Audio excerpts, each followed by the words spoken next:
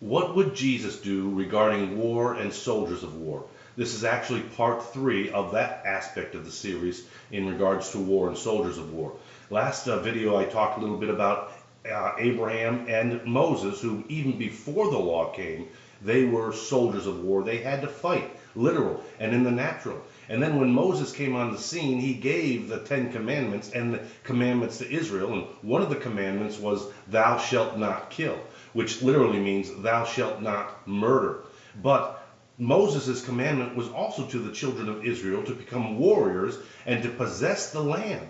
And those land masses were given to the Israelites because of the wicked nations that were there and all their wickedness that they were dealing out.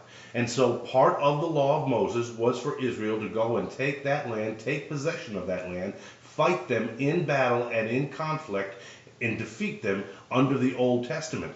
And God even said that any of the nations that you let remain during that time, they will become thorns in your sides and pricks in your eyes. They will annoy you. And Israel really never defeated all of their enemies and never possessed all the land that God wanted them to possess. One day Jesus is going to repossess all the land barriers from Babylon right on up to the Mediterranean Sea. But until now, there's still a conflict for the Israelites going through, and they're being troubled. Now, I want to talk a little bit about these Old Testament warriors.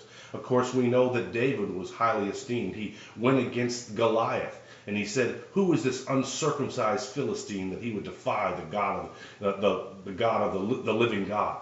And so he went against him and with his slingshot and defeated him. And he went on to many other major conflicts. And all of those conflicts that he won were righteous battles.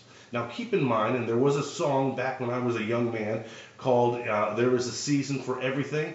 Turn, turn, turn. Remember that song? And one of the things it said, and this is again written by written by Solomon, King Solomon, the son of David. He said, there is a time for war and there is a time for peace. Now we need to understand that. Again, Jesus came in the volume of the whole book to do God's will.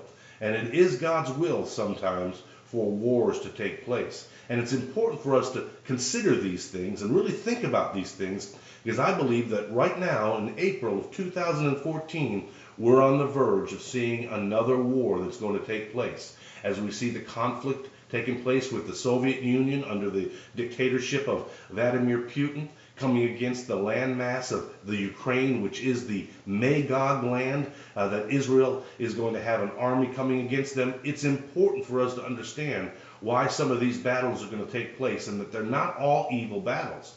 They're not all evil wars. Again, there is a time for war.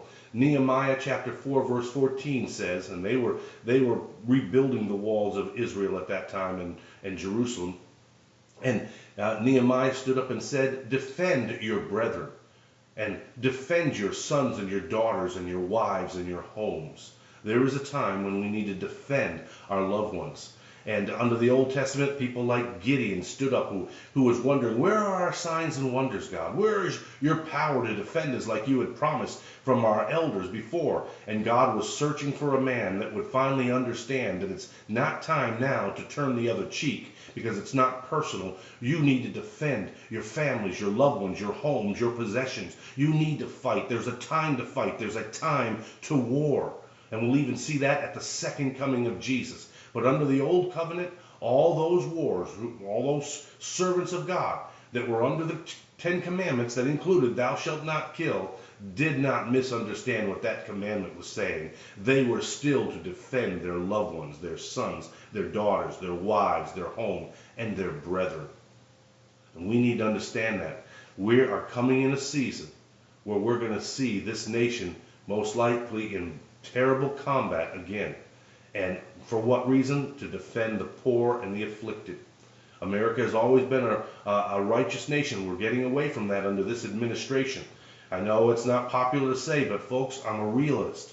I've never felt that this administration was going to be strong enough to make sure the enemies of God and the enemies of the poor are going to stand back. When you have weak leadership, When you have leadership that does not fight, will not stand in the gap for others and not defend these people, then others will run roughshod until we have no alternative. And we see that in the Second World War, which I want to get into in the next section. But please stay open and please consider, what would Jesus do in times of war, and how did he treat soldiers of war? Have a good day. Goodbye.